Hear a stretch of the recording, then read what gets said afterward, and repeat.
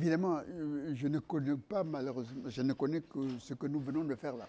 Je ne sais pas du tout, je ne sais rien d'autre. Je n'ai rien vu d'autre avant de venir. Par contre, moi, j'ai apprécié beaucoup d'abord la technicité et puis vraiment, vraiment donné un caractère très, très professionnel.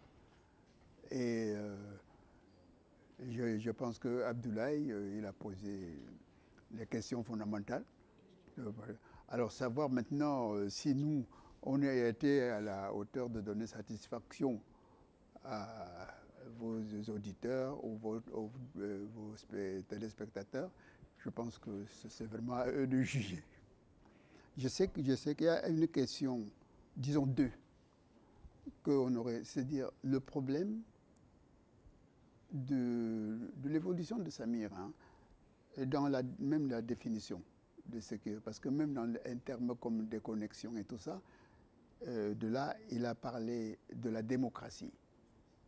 Très important pour les projets futurs, hein, parce que les premiers socialistes accordaient très peu d'importance à la démocratie vraiment réellement existante.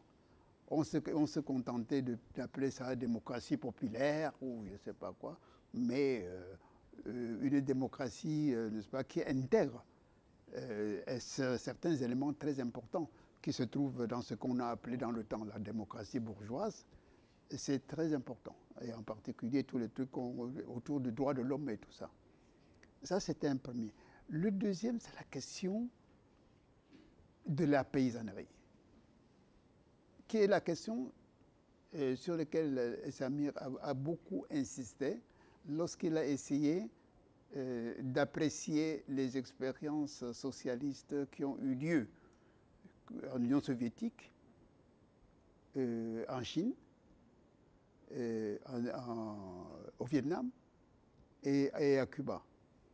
Il a considéré que,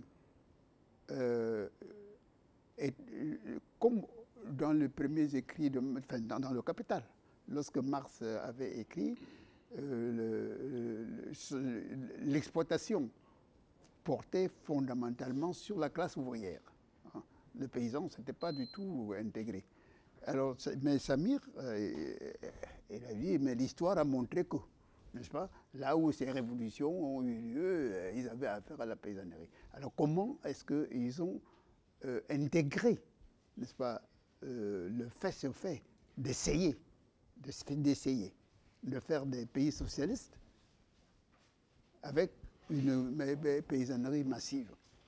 Et c'est une question que nous aussi, et en Afrique, aujourd'hui, dès que vous touchez, vous regardez avec un peu de cœur et avec un peu d'indignation ce qui se passe avec les migrations.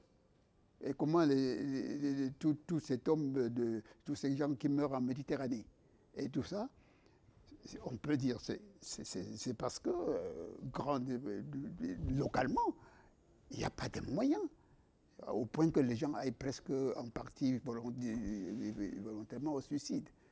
Et cela ne peut s'arranger que si on accorde à la question paysanne, à la question rurale, c'est-à-dire l'idée qu'il faut absolument prendre conscience du fait que l'urbanisation spontanée, telle qu'elle se fait maintenant, n'est pas gérable.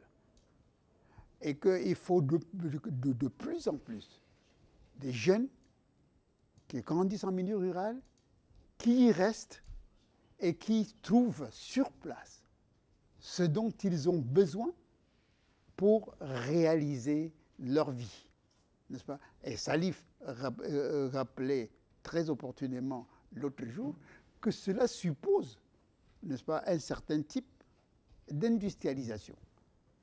Et même, c'est-à-dire avec une composante rurale. Moi, je l'ai trouvé très intéressant. Je crois qu'Abdoulaye a été à la hauteur, de manière très professionnelle, il a posé de bonnes questions. Ce que je regrette, c'est que l'émission ne soit pas longue que ça. Parce qu'on ne pourrait pas répondre, aller en profondeur sur certaines questions à cause du manque de temps. Il l'a dit au début, 1 heure, c'est trop court, surtout quand on parle de Samir Ami. Et qu'on est trois. Ouais. Un homme multidimensionnel, parce que les questions qu'il a abordées, on aurait pu les aborder si on avait un peu plus de temps. Et on aurait pu aborder d'autres questions. Son expérience au Mali ou ailleurs, et tout le legs qu'il a laissé, et son influence dans les pays du Sud, en Chine, très respecté partout. C'était un conseiller de beaucoup de gouvernements dans les pays du Sud, dans le système des Nations Unies, également très respecté. On aurait pu aborder toutes ces questions. La relation avec Cheikh Anta Diop, avec d'autres penseurs, sa relation avec Thomas Sankara, qu'il admirait beaucoup, qui était un ami personnel à Samir Amin, etc. Mais malheureusement, en une heure, c'était trop court, et après il a dit au départ, et c'est ça. Mais sinon, il a posé les bonnes questions. Nous avons répondu autant que nous puissions, mais bon, ce sera une prochaine fois. J'ai trois choses à dire rapidement. La première, c'est ce que Bernard a dit. Il a vraiment parlé à ma place. Et que quand on parle de développement industriel, qu'on en parle en termes d'articulation avec l'agriculture. Moi, je crois que c'est un problème de fond. Ça, nous aurons donc des opportunités, d'autres opportunités pour en parler. La deuxième chose, comme ils le savent tous, je suis très attentif à l'équipement et au professionnalisme. Et de ce point de vue, vraiment, c'est une grande satisfaction. J'ai fait très attention pour voir. Le troisième élément, c'est que pour nous tous, notre souhait, c'est d'avoir quelqu'un qui puisse nous tirer les vers du nez, qui puisse nous faire parler. Et l'excellence chez Abdoulaye, c'est de lire avant de nous faire venir. C'est ça le problème. Ce n'est pas quelqu'un qui vous fait venir, qui n'a rien préparé absolument. Il y en a d'autres, hein. J'ai d'autres frères qui travaillent comme ça, je ne vais pas les citer. En tout cas, voilà les trois aspects sur lesquels je manifeste, en tout cas, dans lesquels ma satisfaction pour cette rencontre d'aujourd'hui.